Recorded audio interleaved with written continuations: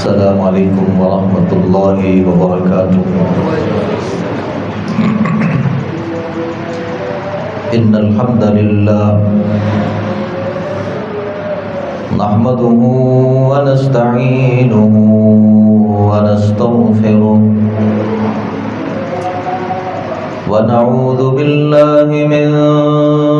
شرور أنفسنا ومن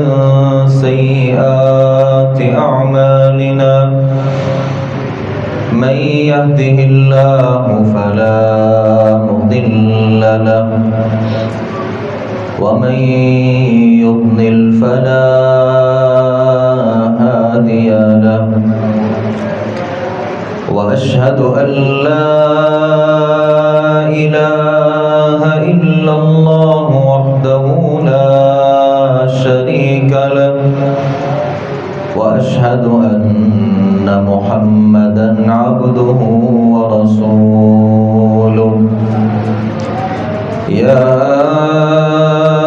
أيها الذين آمنوا اتقوا الله حق تقاته ولا تموتن إلا وأنتم مسلمون. يا أيها الناس اتقوا ربكم الذي خلقكم من نفس واحدة وخلق منها زوجها وبث منهما رجالا كثيرا ونساء. واتقوا الله الذي تساءلون به والأرحام إن الله كان عليكم رقيبا. يا أيها الذين آمنوا اتقوا الله وقولوا قولا سديدا يصلح لكم أعمالكم ويغفر لكم ذنوبكم. ومن يطع الله ورسوله فقد فاز فوزا عظيما. أما بعد فإن أصدق الحديث كتاب الله وأحسن الهدي هدي محمد صلى الله عليه وسلم. وشر الأمور محدثاتها وكل محدثة بدعة وكل بدعة ضلالة وكل ضلالة في النار. أعوذ بالله السميع العليم من الشيطان الرجيم من همزه ونفخه ونفثه. بسم الله الرحمن الرحيم. وعلم آدم الأسماء كلها ثم عرضهم على الملائكة فقال أنبئوني بأسماء هؤلاء إن كنتم صادقين. तमाम किस्म की तारीफ़ात तमहीदात अल्लाह रब्बुल आलमीन की ज़ात के लिए ख़ास हैं, जिस खालिक कायनात मालिक कायनात अहकमुल हाकिमीन रब्बुल आलमीन ने हमें इंसान पैदा फरमाया। दरूद व सलाम हो नबियों के इमाम पाकबाज़ों के सरदार नबी आखिरुज़्ज़मा जनाब मुहम्मदुर रसूलुल्लाह सल्लल्लाहु अलैहि व आलिहि वसल्लम की ज़ात गिरामी पर क़मरी एतबार से माह शव्वाल का ابتدا ہے اور پاکستان میں نہیں شاید پوری دنیا میں اسی مہینہ میں ہمارے جو مدارس ہوتے ہیں یہاں نئی کلاسز کا آغاز ہوتا ہے، تو میں نے مناسب سمجھا کہ آج کے خطبہ جمعۃ المبارک میں مساجد اور مدارس ان کی تاریخ کے حوالے سے اور ان مدارس کا معاشرتی کیا کردار ہے اس حوالے سے، میری اور آپ کی اس حوالے سے کیا ذمہ داریاں ہیں، میں اس حوالے سے چند باتیں آپ کے سامنے رکھوں گا۔ لوگوں کے ذہنوں میں ایک سوال پیدا ہوتا ہے کہ یہ جو مدارس ہیں جہاں دینی تعلیم دی جاتی ہے، یہ مدارس کوئی آج کی پیداوار ہے؟ میں یہ بتاتا چلوں آپ کو کہ اس کائنات سے اور یہ زمین اور اس زمین کے اوپر انسان کی جو آباد کاری ہے، اس آباد کاری سے کہیں پہلے اللہ رب العالمین نے ان مدارس کی ایک بنیاد رکھی تھی۔ اور آپ حیران ہوں گے کہ میں جس کی طرف اپنی بات لے کر کے جا رہا ہوں، اللہ نے سب سے پہلے جب آدم علیہ السلام کو پیدا فرمایا اور پیدا کرنے کے بعد اللہ نے اپنے فرشتوں کو اپنے سامنے جب جمع کیا تھا اور اللہ رب العالمین نے ان فرشتوں سے یہ کہا تھا کہ میں نے ایک انسان کو پیدا کیا ہے، تو آپ سب نے اس کو سجدہ کرنا ہے۔ تو تمام کے تمام فرشتوں نے اللہ رب العالمین سے جو سوال کیا وہ اپنی تسلی کے لیے تھا کہ اللہ اگر تجھے اپنی تعریف کے لیے، تحمید کے لیے، تسبیح کے لیے کوئی مخلوق چاہیے تھی تو ہم سب یہ کام کرتے ہیں، تیری تسبیحات کرتے ہیں، تیری تعریف کرتے ہیں، تیری تحمید کرتے ہیں۔ اور جس انسان کو تو نے پیدا کیا ہے، یہ انسان دنیا میں خون بہائے گا اور زمین کے اندر فساد برپا کرے گا۔ تو اللہ رب العالمین نے پھر انسان کو ایک برتری دینے کے لیے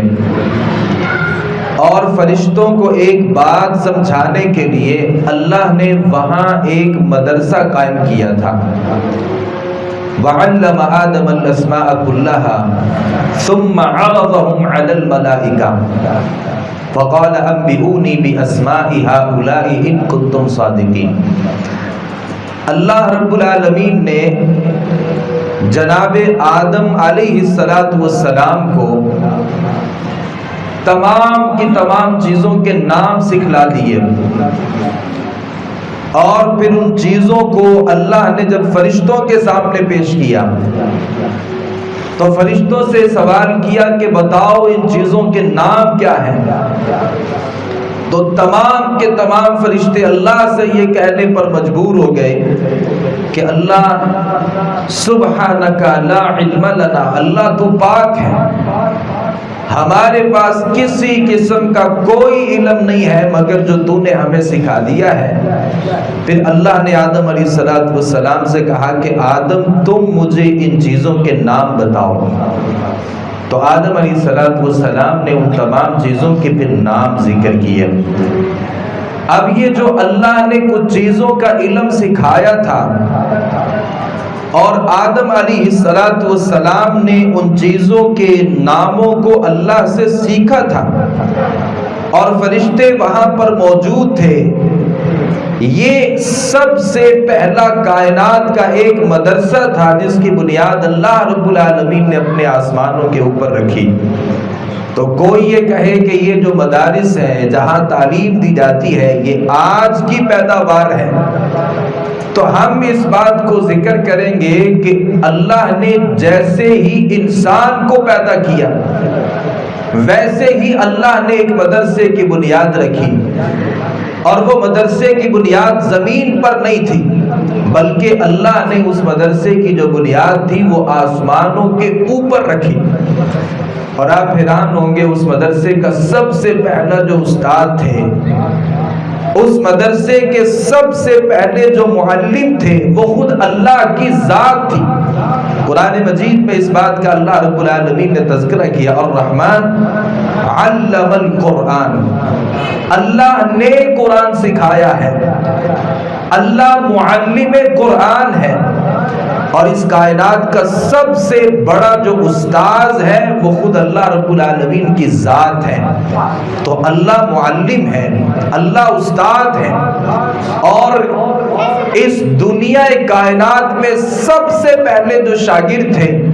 وہ سیدنا آدم علیہ السلام تھے، اور وہاں جتنے بھی اللہ کے ملائکہ تھے اور جتنے بھی فرشتے تھے تمام کے تمام اس مدرسے میں موجود تھے، جس کی بنیاد اللہ نے عرش کے اوپر سب سے پہلے رکھی تھی۔ تو ہماری تاریخ اتنی ہی پرانی تاریخ ہے جتنی انسان کی پرانی تاریخ ہے۔ اللہ رب العالمین نے ہمارے نبی اکرم صلی اللہ علیہ وسلم پہ جو سب سے پہلے وحی دے کر کے جبرائیل کو بھیجا تھا، آپ جب غار حرا کے اندر موجود تھے، اور جو سب سے پہلا ایک فرشتہ آیا تھا، اس فرشتے نے اللہ کے نبی صلی اللہ علیہ وآلہ وسلم کے پاس آ کر کے آپ کو دبا کر کے جو سب سے پہلی بات کہی تھی، اور جو اللہ نے سب سے پہلی وحی دے کر کے بھیجا تھا، اس وحی کا پیغام کیا تھا؟ اقرأ بسم ربک الذی خلق، پڑھیے اس رب کے نام سے جس نے پیدا کیا ہے۔ اللہ نے جو سب سے پہلی وحی دے کر کے بھیجا، وہ وحی مجھے اور آپ کو پیغام دیتی ہے کہ اللہ رب العالمین نے سب سے پہلے جس چیز کا آغاز کیا ہے وہ تعلیم ہے۔ اور میں نے یہ صرف یہ سمجھا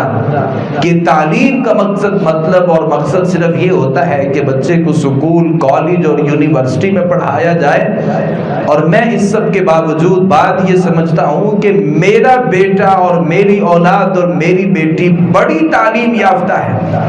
اللہ کی قسم ہے، اگر کسی کے پاس قرآن کی تعلیم نہیں ہے اور کسی کے پاس اللہ کے نبی صلی اللہ علیہ وسلم کے فرامین کی تعلیم نہیں ہے، دنیاوی اعتبار سے اس نے بہت سی ڈگریوں کو حاصل کر لیا ہے، دین کے بارے میں اور تعلیم کے میدان میں اور علم کے میدان میں وہ جاہل کا جاہل ہے، کیونکہ نہ اللہ کی باتیں اسے یاد ہیں اور نہ نبی اکرم صلی اللہ علیہ وسلم کے فرامین کو اس نے سیکھا ہے۔ تو اس مدرسے کی اور مدارس کی جو ابتدا ہے اور جو بنیاد ہے وہ اللہ رب العالمین نے آسمانوں پہ عرش کے اوپر جناب آدم اور فرشتوں کی موجودگی میں اللہ رب العالمین نے اس کی بنیاد کو رکھا تھا۔ اور اگر میں اس کی تاریخ کی بات کروں تو نبی اکرم صلی اللہ علیہ وسلم جب مکہ مکرمہ میں ہوتے تھے، اور آپ صلی اللہ علیہ وسلم بلکہ وہ جو اصحاب صفہ تھے جو مسجد نبوی کی ایک طرف وہ ایک چبوترا تھا، ایک ستون تھا، صحابہ کرام رضوان اللہ علیہ مجمعین وہاں پہ آتے اور آ کر کے وہاں رہائش پذیر ہوتے، اور نبی اکرم صلی اللہ علیہ وآلہ وسلم ان کی تعلیم اور تربیت کا انتظام کرتے۔ یہ 400 صحابہ کرام جو صفہ کے اس یونیورسٹی میں اور صفہ کے اس مدرسے میں قیام پذیر تھے جہاں نبی اکرم صلی اللہ علیہ وسلم استاد تھے، اور یہ 400 صحابہ کرام جو تھے وہ وہاں شاگرد تھے اور اللہ کے نبی صلی اللہ علیہ وسلم سے دینی تعلیم کو حاصل کیا کرتے تھے۔ صحیح بخاری میں یہ روایت موجود ہے اور صحیح بخاری میں یہ جو اصحاب صفہ تھے اور جو صفہ میں تعلیم حاصل کیا کرتے تھے، ان کے بارے میں لکھا ہے وَأَهْلُ الصُّفَّةِ أَضْيَافُ الْإِسْلَامِ، یہ جو اصحاب صفہ تھے یہ دین اسلام کے مہمان تھے، اور جتنے بھی امیر صحابہ کرام ہوا کرتے تھے، جو مالدار ہوا کرتے تھے، جن کے پاس پیسے تھے، دولت تھے، وہ اپنے گھروں سے جب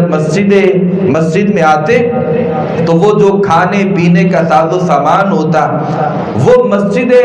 مسجد کے اس ایک طرف اس کھانے کو رکھ دیتے، اور یہ جو غریب صحابہ کرام تھے جو اللہ کے نبی صلی اللہ علیہ وسلم سے پڑھنے کے لیے آئے تھے، زیادہ تر مہاجرین تھے جو ہجرت کر کے نبی اکرم صلی اللہ علیہ وسلم کے پاس علم حاصل کرنے کے لیے آئے تھے، یہ اس کھانے کو کھا لیا کرتے اور یوں ہی ان کی زندگی جو تھی وہ گزرتی اور نبی اکرم صلی اللہ علیہ وسلم سے تعلیم کو حاصل کرتے۔ اور اسی طریقے سے یہاں سے تھوڑا سا معاملہ آگے بڑھا، مکہ کی بات ہے، جناب ابو بکر رضی اللہ عنہ نے اپنے گھر کے باہر ایک مدرسہ بنایا تھا، اور وہ مدرسہ صحن ابی بکر جو ہے، جہاں ابو بکر رضی اللہ عنہ قرآن مجید کی تلاوت کیا کرتے تھے اور نماز پڑھا کرتے تھے۔ اور روایات میں آتا ہے کہ ابو بکر رضی اللہ عنہ جب قرآن مجید بآواز بلند پڑھتے تھے تو مشرکین جو عورتیں تھیں اور ان کے جو بچے تھے وہ وہاں پہ جمع ہو جایا کرتے تھے، اور وہ سیدنا ابو بکر رضی اللہ عنہ سے قرآن سن کے بڑے خوش ہوتے تھے اور بڑے تعجب کا اظہار کرتے تھے، اور ان کی تعلیم اور جو تربیت تھی اس میں صحن ابی بکر جو ہے، ابو بکر رضی اللہ عنہ کے گھر کے جو باہر تھوڑی سی جگہ تھی وہاں جو انہوں نے انتظام کر رکھا تھا، اس سے بھی لوگوں کو بہت بڑے فوائد حاصل ہوتے تھے۔ اور اسی طریقے سے دار ارقم ایک گھر تھا، یعنی ارقم رضی اللہ عنہ نبی اکرم صلی اللہ علیہ وسلم کے صحابی تھے، انہوں نے اپنے گھر کے باہر یا اپنے گھر کے اندر ایک مدرسہ قائم کر رکھا تھا، اور یہ جو صفا ہے، کوہ صفا، اس کے قریب کر کے یہ ایک جگہ تھی، اور یہاں کئی سارے صحابہ کرام جو تھے وہ تعلیم حاصل کرتے تھے۔ سیدنا ابو بکر رضی اللہ عنہ نے بھی اسی گھر میں تعلیم کو حاصل کیا، سیدنا عمر فاروق رضی اللہ عنہ نے بھی اسی مدرسے میں تعلیم کو حاصل کیا، اور سیدنا حمزہ رضی اللہ عنہ اور دیگر کئی سارے صحابہ کرام، سیدنا علی رضی اللہ عنہ کے بارے میں بھی آتا ہے کہ وہ بھی یہیں اللہ کے نبی صلی اللہ علیہ وسلم کے پاس جاتے اور جا کر کے تعلیم حاصل کرتے۔ صحابہ کرام کی تعلیم اور تربیت میں یہ جو دار ارقم تھا، ارقم رضی اللہ عنہ کا جو گھر تھا، اس کا ایک بہت بڑا کردار تھا۔ آپ کو پتا ہے کہ مکہ مکرمہ میں جب مسلمانوں کے لیے حالات پریشان کن ثابت ہوئے اور مسلمانوں کے اوپر جو عرصہ حیات تھا وہ تنگ کیا جانے لگا، تو آپ صلی اللہ علیہ وسلم کو ایک پیشکش تھی مدینہ طیبہ سے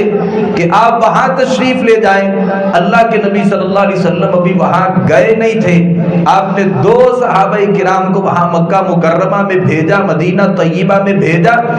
ایک مصعب بن عمیر رضی اللہ عنہ تھے اور ایک سیدنا عبداللہ بن ام مکتوم رضی اللہ عنہ، یہ 2 صحابہ کرام نبی اکرم صلی اللہ علیہ وسلم ابھی مکہ مکرمہ میں تھے تو یہ مدینہ طیبہ چلے گئے۔ براء بن عازب رضی اللہ عنہ کہتے ہیں کہ سب سے پہلے مدینہ طیبہ میں 2 صحابہ کرام تشریف لائے، سیدنا مصعب بن عمیر رضی اللہ عنہ اور سیدنا عبداللہ ابن ام مکتوم رضی اللہ عنہ۔ ہم ان سے قرآن مجید سیکھا کرتے تھے اور ہم ان سے تعلیم کو حاصل کیا کرتے تھے۔ مصعب بن عمیر رضی اللہ عنہ نے جو سب سے پہلا اپنا جا کر کے ایک گھر بنایا تھا، اس گھر کو ایک مدرسے کی شکل دی تھی، اور وہاں کئی سارے جو صحابہ کرام تھے نبی اکرم صلی اللہ علیہ وآلہ وسلم کے مدینہ طیبہ میں جا کر کے وہ اللہ کے نبی صلی اللہ علیہ وسلم کے یہ دو صحابہ کرام جو ہیں ان سے جا کے تعلیم حاصل کیا کرتے تھے۔ تو یہ ہمارے مدارس کی تاریخ ہے جو آسمانوں سے شروع ہوتی ہے اور مکہ مکرمہ میں، پھر مکہ مکرمہ سے مدینہ طیبہ میں، اور اللہ کے نبی صلی اللہ علیہ وسلم کے جانے کے بعد جو خلفائے راشدین تھے، سیدنا ابو بکر رضی اللہ عنہ، عمر بن خطاب رضی اللہ عنہ، اور عثمان غنی رضی اللہ عنہ، اور علی ابن ابی طالب رضی اللہ عنہ، یہ جتنے صحابہ کرام تھے اپنے اپنے زمانے میں انہوں نے مدارس کا انعقاد کیا، اور جہاں ممکن ہو سکا وہاں پہ ایسے حلقات قائم کیے، جیسے کہ ابو درداء رضی اللہ عنہ کے بارے میں آتا ہے یہ دمشق کی جامع مسجد میں ایک مدرسہ قائم کیے ہوئے تھے جہاں کوئی 1600 سے زائد لوگ ان سے تعلیم حاصل کیا کرتے تھے۔ تو یہ حکومت کی ذمہ داری اس زمانے میں بھی تھی، آج بھی یہ مدارس جو ہیں اور ان کا جو انتظام ہے اور یہ مدارس کی جو دیکھ بھال ہے اور ان کے اوپر خرچ کرنے کے جتنے امور ہیں یہ سب حکومت وقت کی ذمہ داری ہوتی ہے، جیسا کہ نبی اکرم صلی اللہ علیہ وسلم نے اپنے زمانے میں کیا، صحابہ کرام رضوان اللہ علیہم اجمعین نے اپنے اپنے زمانے میں مدارس کا اہتمام کر کے لوگوں میں جہالت کا جو خاتمہ تھا وہ کیا۔ اور میں آپ کو یہ بھی بتاتا چلوں کہ لوگوں کے ذہنوں میں کئی ساری باتیں آتی ہیں ان مدارس کے حوالے سے۔ کوئی کہہ دیتا ہے کہ یہ جو مدارس ہیں، کسی نے کہہ دیا کہ یہ جہالت کی فیکٹریاں ہیں، اور کسی نے کہہ دیا کہ ان مدارس میں دہشت گردی سکھائی جاتی ہے، کوئی کہہ دیتا ہے کہ یہ جو مدارس کے لوگ ہوتے ہیں یہ ہمارے معاشرے سے نا آشنا ہے اور یہ کوئی پرانی تعلیم لیے پھر رہے ہیں۔ آج کے حالات کیا ہیں، معاشرہ کیا کہتا ہے، یہ مدارس اس سے بہت دور ہیں، انہیں کسی چیز کا پتہ نہیں ہے۔ کسی نے کہا کہ یہ جو مدارس ہوتے ہیں نا یہ بھکاری پیدا کرتے ہیں۔ میں آپ کو بتاتا ہوں اور معاشرتی حوالے سے ہمارے جو مدارس ہیں ان کا کردار کیا ہے۔ بھائیوں، سب سے پہلی بات یاد رکھیے گا کہ ہماری جو تاریخ ہے وہ بہت پرانی ہے، اور ہماری تاریخ میں سب سے پہلا جو معلم ہے وہ اللہ رب العالمین کی ذات ہے، اور نبی کرم صلی اللہ علیہ وسلم معلم ہے۔ سادات صحابہ کرام جو تھے وہ اپنے اپنے زمانے میں معلم تھے، اور علماء جو ہوتے ہیں جو مدارس میں پڑھانے والے ہیں یہ انبیاء کے وارث ہیں۔ یہ سب سے پہلے ذہن میں رکھیے گا کہ مدارس جو ہیں وہ اللہ کا جو پیغام ہے وہ معاشرے میں پہنچانے میں ان کا سب سے بڑا کردار ہے۔ مدارس میں قرآن مجید پڑھایا جاتا ہے، حدیث پڑھائی جاتی ہے، قرآن اور احادیث سے جو فقہی مسائل ہوتے ہیں انہیں پڑھایا جاتا ہے۔ معاشرے میں جو خرابیاں ہیں اور معاشرہ جن چیزوں کا تقاضا کرتا ہے یہ تعلیم ان مدارس میں دی جاتی ہے، اور یہ جو مدارس ہوتے ہیں اگر میں ان کے کردار کی بات کروں، معاشرتی کردار کیا ہے میرے بھائیوں، میں اور آپ جس معاشرے میں رہتے ہیں یہ معاشرہ بے حیائی یہاں عام ہو چکی ہے، اس معاشرے میں قتل و غارت جو ہے وہ عام ہو چکی ہے، اس معاشرے میں دھوکہ دہی عام ہو چکی ہے، اس معاشرے میں قتل و غارت کے ساتھ جو فساد فی الارض ہے وہ عام ہو چکا ہے، اس معاشرے کے اندر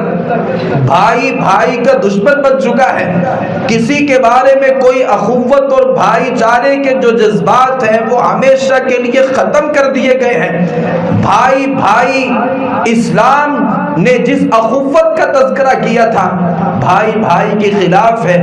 اور انسان کی اپنی ذاتی حالت یہ ہے کہ یہ ترقی، بظاہر ترقی اور ٹیکنالوجی کا دور اور مادہ پرستی کا دور بن چکا ہے. ہر کوئی ڈالر، ریال اور پیسوں کے پیچھے بھاگ رہا ہے. ان تمام حالات میں مدارس جو کردار ادا کر رہے ہیں، مدارس میں ہمارے پاس جو بچے آتے ہیں ان کو اخلاقیات پڑھائی جاتی ہیں، انہیں قرآن مجید کی تعلیم دی جاتی ہے، اخلاق کو سنوارا جاتا ہے. پھر جب نماز پڑھنے کے لیے کھڑے ہوتے ہیں، کندھے کے ساتھ کندھا ملا کر کے، پاؤں کے ساتھ پاؤں ملا کر کے ایک امام کے پیچھے جب کھڑے ہوتے ہیں، ہم سبق دیتے ہیں، ہم پیغام دیتے ہیں، لوگوں کو بتانا چاہتے ہیں ہمارے درمیان کوئی تفریق نہیں ہے. کوئی امیر ہے، کوئی غریب ہے، کوئی مالدار ہے، کوئی لاچار ہے، کوئی ذات پات میں بڑا ہے اور کوئی خاندان کنبے قبیلے کے اعتبار سے بہت چھوٹا ہے، کوئی عالی النسب ہے، کوئی چھوٹی ذات سے تعلق رکھتا ہے. ہمارے نزدیک کوئی امتیاز نہیں ہوتا،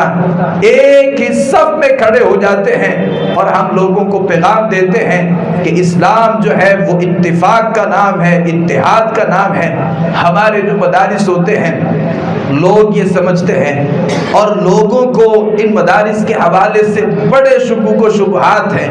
اور بڑے والدین جو ہوتے ہیں وہ اس حوالے سے بہت محتاط ہوتے ہیں کہ اپنے بچے کو کبھی مدرسے میں نہیں بھیجنا. وجہ یہ ہے کہ مدارس میں یہ ہوتا ہے، مدارس میں یہ خامیاں ہیں، مدارس کے اندر یہ برائیاں ہیں. میرے بھائیوں، اللہ کی قسم ہے اگر یہ مدارس نہ ہوتے تو اس دنیا کائنات میں اسلام کی جو روح ہے، جو آج بھی زندہ ہے، یہ دفن ہو جاتا. اسلام اور کلمہ، طہارت، نماز، یہ ساری چیزیں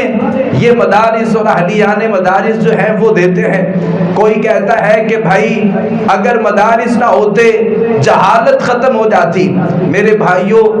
کلمہ آپ پڑھتے ہیں، یہ کلمہ جو آپ پڑھتے ہیں یہ مدارس سے آیا ہے. آپ جو نماز پڑھتے ہیں اس نماز میں آپ اللہ کی تعریف کرتے ہیں، آپ تحمید کرتے ہیں، رکوع سجدہ کرتے ہیں. اگر یہ مساجد مدارس نہ ہوتے اور یہاں پہ یہ تعلیم و تعلم کے سلسلے نہ قائم ہوتے، آپ کو کوئی نماز پڑھانے والا نہ ہوتا، کوئی کلمہ پڑھا کر کے مسلمان کرنے والا نہ ہوتا، آپ مر جاتے. کوئی نماز جنازہ پڑھانے کے لیے کوئی آپ کو امام میسر نہ آتا اور آپ آپسی اختلافات میں لڑ کر جھگڑ کر فسادات کے مرتکب ہو کر کے اس دنیا سے چلے جاتے. اگر یہ مساجد اور مدارس آپ کے اختلافی مسائل کو قرآن و سنت کے مطابق حل نہ کرتے اور اس دنیا کائنات کا جو نظام ہے وہ جنگلوں کی طرح جیسے جانوروں کی زندگی ہوتی ہے، لوگوں کی زندگی ویسے ہو جاتی. اخلاقیات ان مدارس سے آتے ہیں، عبادات ان مدارس نے ہمیں دیے ہیں. حلال کیا ہے، حرام کیا ہے، یہ مدارس آپ کو بتاتے ہیں. زندگی کیسے گزارنی ہے، کیسے نہیں گزارنی، یہ مدارس آپ کو بتاتے ہیں. آپ کی اخلاقی تربیت یہ مدارس کرتے ہیں، آپ کی روحانی تربیت یہ مدارس کرتے ہیں. اور اس سب کے باوجود معاشرے میں مدارس کا کردار یہ ہے، اور یہ کردار یہ یاد رکھیے گا.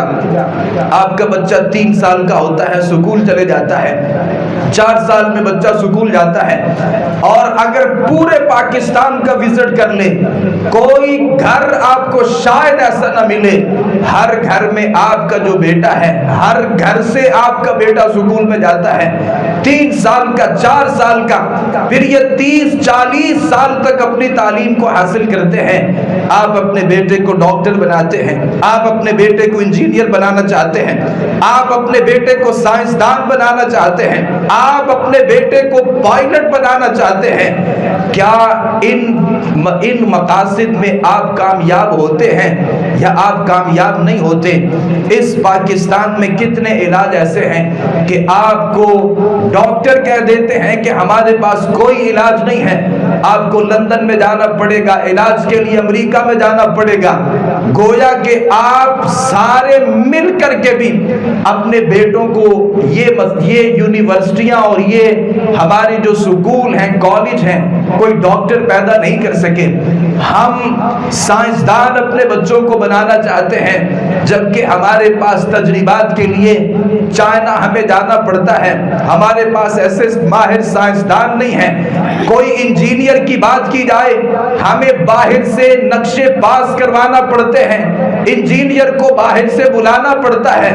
جبکہ ہم اپنے بچوں کو اگر مساجد مدارس میں بھیجتے ہیں, ہمارے بچے جب قرآن کو پڑھتے ہیں, ہمارے بچے جو ہیں مدارس میں جا کر کے جب حدیث کو پڑھتے ہیں, جب یہ عالم بنتے ہیں, تو ہم اس معاشرے میں حفاظ دیتے ہیں, قراء دیتے ہیں, علماء دیتے ہیں. کوئی مسئلہ ایسا بتائیے کہ پاکستان میں اس مسئلے کا کسی عالم کے پاس حل نہ ہو اور کوئی آپ کو کہہ دے کہ بھائی اس مسئلے کی رہنمائی کے لیے آپ کو سعودیہ جانا پڑے گا, قطر جانا پڑے گا, دبئی جانا پڑے گا, مصر میں جانا پڑے گا. جیسے علاج کے لیے پاکستان کے پاس ڈاکٹر کم ہو جاتے ہیں, ہمارے پاس سائنسدان کم ہوتے ہیں, ہمارے پاس پڑھے لکھے طبقے میں ایسے لوگ موجود نہیں ہوتے, ہمیں ادھر ادھر جانا پڑتا ہے. جبکہ مدارس کا کردار یہ ہے جو بچے معاشرے میں پیش کیے جاتے ہیں, اللہ کی قسم ہے ہمارے حفاظ اس قدر زیادہ ہیں کہ ہمارے بچوں کو رمضان میں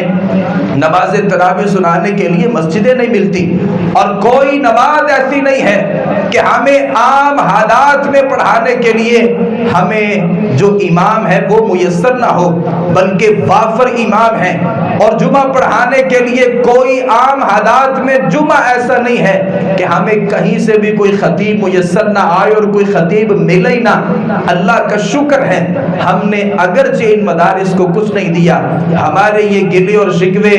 حکومتوں سے بھی ہیں, ہر وقت رہے آج بھی ہیں, اور جب تک ان کا مداوع نہیں کیا جائے گا یہ شکوے بہرحال موجود ہیں کہ اس پاکستان میں سکولوں کے لیے, کالجز کے لیے, یونیورسٹیز کے لیے ساری چیزیں موجود ہیں, جبکہ مدارس جو ہے ان سے ٹی وی کا بل جو ہے وہ بھی وصول کیا جاتا ہے. اس سب کے باوجود ہماری صورتحال یہ ہے جو بچہ سکول میں نہیں چلا, جو کالج میں نہیں چلا, جو یونیورسٹی میں نہیں جا سکتا, جو کاروبار بھی کر سکتا, ہم اس بچے کو اٹھا کر کے مدرسے میں بھیج دیتے ہیں. اللہ کا شکر ہے اللہ رب العالمین نے اس قرآن مجید کی تعلیم کو آسان رکھا ہے, دین آسان ہے. اللہ نے ان علماء کے ذریعے اس دین کو, دین اسلام کو زندہ رکھنا ہے. اس سب کے باوجود اللہ کی توفیق سے مدارس جو ہے وہ اپنا پورا کردار ادا کر رہے ہیں. میں آپ سے ایک گزارش کروں گا, آپ کے دل میں ان مدارس کے حوالے سے جو بھی شکوک و شبہات ہیں, جو بھی آپ کے پاس اختلافات ہیں, جو بھی اعتراضات ہیں, ایک بات یاد رکھیے گا, یہ جو مدارس ہوتے ہیں کوئی فیس کا مطالبہ آپ سے نہیں کرتے. اس سب کے باوجود ایک مدرسے کے اندر سینکڑوں طلباء ہوتے ہیں, ان کے قیام و طعام کی ذمہ داری بھی یہ مدارس لیتے ہیں, کھانا کھلانا اور پلانا یہ ان کی ذمہ داری ہے, پڑھانا بھی ان کی ذمہ داری ہے, آپ کے بیٹے کو صحیح معنوں میں انسان بنانا یہ بھی ان کی ذمہ داری ہے. ایک عام آدمی جو ہے وہ اپنے گھریلو امور میں جہاں 5-7 افراد ہوتے ہیں, مہینے کے آخر میں جا کے اس کے پاس بھی اتنے پیسے نہیں ہوتے کہ وہ اپنے گھر کے انتظام کو چلا سکے. یہ اللہ کی مدد ہوتی ہے کہ ان مدارس میں کئی 100 طلباء ہوتے ہیں, اور اللہ کی توفیق سے آپ جو اپنے گھروں میں کھانا کھاتے ہیں ان سے کہیں بہتر جو کھانا ہے اللہ دین کے ان طلباء کو کھلاتا ہے. جبکہ اس حوالے سے آپ کا جو کردار ہے وہ کافی حد تک جو ہے وہ نہ ہونے کے برابر ہے. تو یہ مدارس جو ہیں, یہ اس دنیا میں کوئی آدمی اگر سچ بولتا ہے, اس معاشرے میں کوئی آدمی اگر سچ بولتا ہے اس میں مدرسے کا حصہ ہوتا ہے. کوئی آدمی اگر اپنے آپ کو جھوٹ سے بچاتا ہے تو یہ تعلیم مدارس کی ہے. کوئی کاروباری اگر اپنی دکان میں کاروبار کر رہا ہے اور وہ صحیح اسلامی اصولوں کے مطابق کاروبار کر رہا ہے, اس میں اللہ کی توفیق سے مدارس کا حصہ ہے. کوئی تاجر جو ہے اور کوئی جج جو ہے وہ انصاف پر اپنے فیصلے کر رہا ہے، اللہ کی توفیق سے اس میں بھی مدارس کا حصہ ہے، کیونکہ جہاں جہاں کوئی اچھائی ہے اور جہاں جہاں کوئی خیر ہے، یہ اللہ کی توفیق سے مساجد اور مدارس میں جو علماء ہیں یہ ان کی دعوتیں ہیں، اور اللہ رب العالمین اس کا جو ثمر ہے وہ اس معاشرے کو عطا کر رہا ہے۔ اللہ رب العالمین سے دعا ہے مجھے آپ کو صحیح معنوں میں کتاب و سنت کو سمجھنے، اس پر عمل پیرا ہونے کی توفیق عطا فرمائے۔ وما علینا الا البلاغ المبین۔ إن الحمد لله نحمده ونستعينه ونستغفره ونعوذ بالله من شرور أنفسنا ومن سيئات أعمالنا من يهده الله فلا مضل له ومن يضلل فلا هادي له وأشهد أن لا إله إلا الله وحده لا شريك له وأشهد أن محمدا عبده ورسوله يا أيها الذين آمنوا اتقوا الله حق تقاته ولا تموتن إلا وأنتم مسلمون يا أيها الناس اتقوا ربكم الذي خلقكم من نفس واحدة وخلق منها زوجها وبث منهما رجالا كثيرا ونساء واتقوا الله الذي تساءلون به والأرحام إن الله كان عليكم رقيبا يا أيها الذين آمنوا اتقوا الله وقولوا قولا سديدا يصلح لكم أعمالكم ويغفر لكم ذنوبكم ومن يطع الله ورسوله فقد فاز فوزا عظيما۔ مدارس کے حوالے سے میری اور آپ کی معاشرتی کیا ذمہ داریاں ہیں؟ سب سے پہلی میری اور آپ کی ذمہ داری یہ ہے کہ یہ مساجد اور مدارس اور اہلیان مساجد اور مدارس جو ہیں یہ اس دنیا کائنات میں صحیح معنوں میں اللہ والے ہیں، یعنی آپ کہہ سکتے ہیں کہ یہ اہل اللہ ہے۔ انما یخشی اللہ من عبادہ العلماء، اس دنیا کائنات میں سب سے اللہ سے ڈرنے والی اگر کوئی شخصیت ہے اور اللہ سے اگر کوئی ڈرنے والے لوگ ہیں تو وہ علماء ہیں۔ لہذا جو اللہ سے ڈرنے والے جو علماء ہیں، جو صحیح معنوں میں اہل اللہ ہے اور جو اللہ کے دین کو زندہ کیے ہوئے ہیں اور جن کی وجہ سے دین اس دنیا میں ابھی بھی باقی ہے، اپنے ان علماء کے ساتھ جو محبت ہے وہ میرے اور آپ کے دل میں ہونی چاہیے۔ جو شکوک و شبہات ہیں، جو اختلافات ہیں اور جو مجھے مدارس پر اور مساجد پر جو مجھے اعتراضات ہیں، ان اعتراضات کو ختم کرنے کی ضرورت ہے۔ بہت سے لوگ اپنے بچوں کو بلا جھجک اور میں ایسے بہت سے لوگوں کو جانتا ہوں، آپ بھی اپنے آپ سے ذرا سوال کیجئے گا کہ اگر بچے کو ہم نے مدرسے میں بھیجنا ہو یا کسی مسجد میں بھیجنا ہو تو 100 دفعہ ہمارے ذہن میں یہ سوال پیدا ہوتا ہے کہ بچہ وہاں جائے گا، بچہ قاری صاحب کیسے ہیں، ان کا اخلاق کیسا ہے، ان کا کردار کیسا ہے، کہیں ان کے اندر یہ خامی تو نہیں ہے، کہیں یہ خامی تو نہیں ہے، کہیں ان کے اندر یہ اخلاقی برائی تو نہیں ہے۔ میرے بھائی، اگر آپ اپنے بچے کو سکول میں بھیجتے ہیں، وہاں بھی اگر آپ کا پیمانہ یہی ہے، یعنی وہاں بھی آپ 100 دفعہ سوچتے ہیں کہ وہاں جو میرے بچوں کو استاد پڑھائے گا کہیں وہ بد اخلاق تو نہیں ہے، کہیں وہ بد کردار تو نہیں ہے، کہیں وہ عقیدے کا بگڑا ہوا انسان تو نہیں ہے، کہیں وہ عقیدے کے اعتبار سے کہیں میرے بیٹے کو مشرک تو نہیں بنا دے گا، کہیں وہاں جو مخلوط ایسا ماحول ہے کہیں میرا بیٹا اس مخلوط ماحول میں جا کر کے صحیح اور جو غلط کی تمیز ہے اسے کہیں بھلا تو نہیں دے گا۔ اور میرا بیٹا جہاں جا کر کے بیٹھے گا اور ساتھ اور برابر کے ٹیبل میں میرے بیٹے کے ساتھ جب ایک لڑکی بھی بیٹھے گی تو وہاں کیا اخلاقی برائیاں ہو سکتی ہیں؟ کیا مدرسے میں جب بچے کو بھیجتے ہیں تو 100 طرح کے جو سوالات میرے دل اور دماغ میں جب پیدا ہوتے ہیں، اگر یہی سوال اپنے بچے کو جب آپ سکول میں بھیجتے ہیں، وہی سوال اگر میرے ذہن میں تب بھی آتے ہیں تو میں آپ کو صحیح اور درست سمجھوں گا۔ اگر بچے کو صرف مسجد میں بھیجتے ہوئے 100 دفعہ میرے ذہن میں شکوک و شبہات ابھرتے ہیں، اور سکول میں اپنے بیٹے کو میں بے خوف و خطر ہو کر کے بھیج دیتا ہوں، تو پھر مجھے آپ کے اوپر شک ہونے لگے گا کہ آپ کا جو اعتماد سکولوں کے اوپر ہے جہاں کبھی بھی آپ کو داخل نہیں ہونے دیا، اور میں بہت سے ایسے سکولوں کو جانتا ہوں کہ آپ کی رسائی آپ کے بچوں کے ٹیچر تک نہیں ہے، یعنی آپ اپنے بچوں کے ٹیچرز کو جا کے نہیں مل سکتے، وہ کس ماحول میں رہتا ہے آپ اسے نہیں دیکھ سکتے، آپ کا بیٹا کس کلاس روم میں بیٹھتا ہے آپ جا کر کے نہیں دیکھ سکتے۔ اور اللہ کی قسم ہے یہ جو مدارس ہوتے ہیں جہاں اخلاقی تربیتیں کی جاتی ہے، خامیاں، غلطیاں، کوتاہیاں ہر جگہ پر ہوتی ہیں، اگر آپ تقابل کریں گے تو ہمارے جو سکولوں میں بچوں کو ڈانس کی تعلیم دی جاتی ہے اور جو موسیقی سکھائی جاتی ہے، اور وہاں پہ جو پارٹیوں کے نام پہ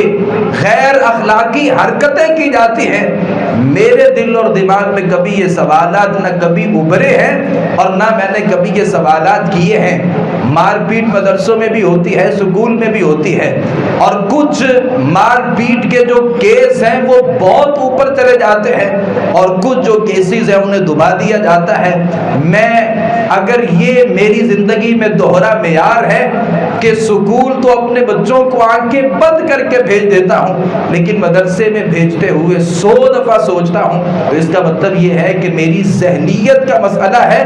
اس ذہنیت کو درست کرنے کی ضرورت ہے۔ اور مدارس کے حوالے سے میری دوسری آپ سے ذمہ داری، دوسری گزارش یہ ہے، یہ عقیدہ بنانے کی ضرورت ہے، اور یہ اپنے آپ کو سمجھانے کی ضرورت ہے، اور یہ میں اپنی طرف سے بات نہیں کر رہا، یہ نبی مکرم صلی اللہ علیہ وسلم کی حدیث ہے۔ آپ صلی اللہ علیہ وسلم نے فرمایا کہ اللہ رب العالمین علماء کے سینوں سے علم کو نہیں لے گا، بلکہ یقبض بقبض العلماء، اللہ جو ہے وہ علماء کو فوت کرنا شروع کر دے گا، اور علماء جب فوت ہو جائیں گے اللہ پھر قیامت کو قائم کر دیں گے۔ آپ یہ عقیدہ بنائیے، جب تک یہ مساجد اور مدارس موجود ہیں اللہ کی قسم ہے قیامت نہیں آ سکتی، اور قیامت تب آئے گی جب یہ مدارس ختم ہو جائیں گے اور یہاں پہ دینی تعلیم کے سلسلے ختم ہو جائیں گے، اور اس دنیا کائنات میں ایک عالم بھی باقی نہیں رہے گا۔ اللہ تب قیامت کا قائم کریں گے، جب تک یہ علماء اور یہ مدارس موجود ہیں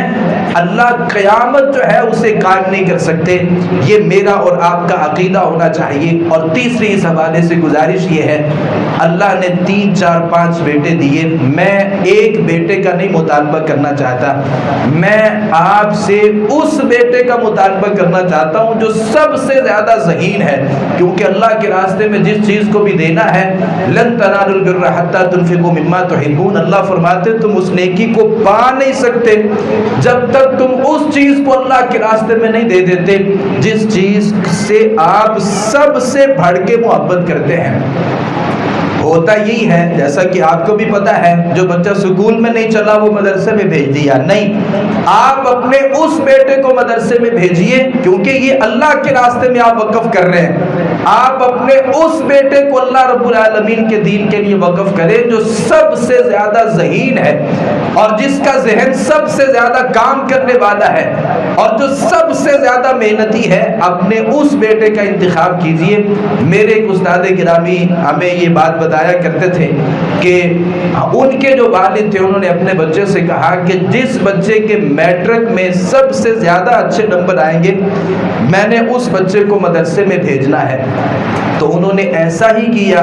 کہ اپنے سب سے ذہین بچے کو اللہ کے راستے میں وقف کیا، اور آج صورتحال یہ ہے کہ وہ اس پاکستان کے بہت بڑے عالم دین ہیں، ہزاروں نہیں لاکھوں ان کے شاگرد ہیں اللہ کی توفیق سے۔ تو آپ کا وہ بیٹا جو سب سے زیادہ ذہین ہے اور جو سب سے زیادہ محنتی ہے اسے اللہ رب العالمین کے دین کے لیے وقف کیجئے اور یہ عقیدہ بنائیے۔ نبی اکرم صلی اللہ علیہ وسلم کے ایک صحابی تھے سیدنا سعد بن ابی وقاص رضی اللہ عنہ، اور وہ اللہ کے نبی صلی اللہ علیہ وسلم کے پاس آئے، کہا اللہ کے نبی میں کماتا ہوں، محنت مزدوری کرتا ہوں، اللہ نے مجھے بہت مال و دولت دیا، ایک بھائی ایسا ہے جو کماتا نہیں ہے، وہ صرف آپ سے تعلیم حاصل کرتا ہے۔ تو اللہ کے نبی صلی اللہ علیہ وسلم نے فرمایا کہ اللہ جو ہے نا وہ تمہارے کمزور اور ضعفاء جو ہیں، آپ کے وہ طلباء اور وہ آپ کے بیٹے جو تعلیم حاصل کر رہے ہوتے ہیں دینی، اللہ ان کی وجہ سے آپ کو رزق دیتا ہے۔ تو یہ ایک بیٹا اگر آپ اللہ کے لیے وقف کریں گے، آپ کا کاروبار پہلے سے زیادہ چلے گا، اللہ اور خیر و برکات جو ہے وہ اللہ آپ کے مال میں ان کا نزول فرمائے گا۔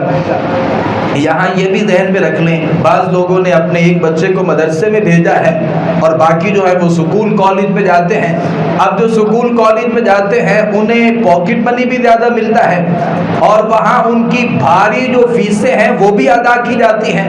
جبکہ جو مدرسے میں ہے اسے پیسے بھی تھوڑے ملتے ہیں اور وہاں کوئی فیس والا کوئی معاملہ بھی نہیں ہے۔ نہیں، اس صورت میں آپ کو اپنے اس بیٹے کے اوپر زیادہ خرچ کرنے کی ضرورت ہے جسے آپ نے اللہ کے لیے وقف کیا ہے۔ حدیث کے مطابق اللہ ان کی وجہ سے آپ کو رزق دیتا ہے، ان کی وجہ سے اللہ رب العالمین آپ کو رزق دیتے ہیں۔ تو آخری گزارش یہ ہے، آپ اپنے بیٹے کو بھی وقف نہیں کر سکتے، آپ عمر کے اس حصے میں چلے گئے یا اولاد ہے ہی نہیں یا وہ اس راستے پہ باوجود کوشش کے آ نہیں سکتے، ایک کام تو کر سکتے ہیں کہ آپ مالی طور پہ ان کے ساتھ شریک ہو۔ مالی طور پہ ان کے ساتھ شریک ہونا بھی مدارس کے ساتھ ایک بہت بڑی خیر خواہی ہے اور بہت بڑی ہمدردی ہے۔ جیسا کہ حالات بہت مہنگائی کی طرف جا رہے ہیں، سکول جو ہے کالج جو ہے وہ ہر دفعہ فیسوں میں اضافہ کرتے ہیں، جبکہ یہ مدارس کبھی بھی فیس کا مطالبہ نہیں کرتے۔ آپ فی سبیل اللہ وہاں اپنے بچوں کو پڑھاتے ہیں تو جو فی سبیل اللہ کام ہوتے ہیں وہاں خرچ اخراجات کی بہت زیادہ ضرورت ہوتی ہے، تو آپ نے مالی طور پہ ان کے ساتھ بہت زیادہ تعاون کرنا ہے، کیونکہ ان کے ساتھ مالی طور پہ کھڑا ہونا احیاء اسلام اور دین اسلام کو زندہ کرنے میں ایک کردار ہے، اور دین اسلام کی آبیاری میں آپ کا ایک بہت بڑا کردار ہوگا۔ تو آپ نے مالی طور پہ بھی ان کے ساتھ شریک ہونا ہے۔ آپ جب علماء کے ساتھ مالی طور پہ اور ان مدارس کے ساتھ آپ مالی طور پہ کھڑے ہوں گے اور انہیں مستحکم کریں گے تو آپ صرف افراد کو مستحکم نہیں کر رہے ہوتے، بلکہ آپ ان مدارس کو جو اسلام کے قلعے ہیں آپ ان کو زندہ رکھنے میں آپ کا ایک بہت بڑا کردار ہے۔ اللہ رب العالمین مجھے آپ کو توفیق عطا فرمائے۔ دعا فرمائے اللہم اغفر لنا والمؤمنین والمؤمنات والمسلمین والمسلمات وألف بین قلوبهم واصلح ذات بینہم وانصرهم على عدوک وعدوهم اللهم خالف بين كلمتهم وزلزل أقدامهم وأنزل بهم بأسك الذي لا ترده عن القوم المجرمين ربنا هب لنا من أزواجنا وذرياتنا قرة أعين واجعلنا للمتقين إماما اللهم اشف مرضانا ومرضى المسلمين يا شافي الأمراض اشف مرضانا ومرضى المسلمين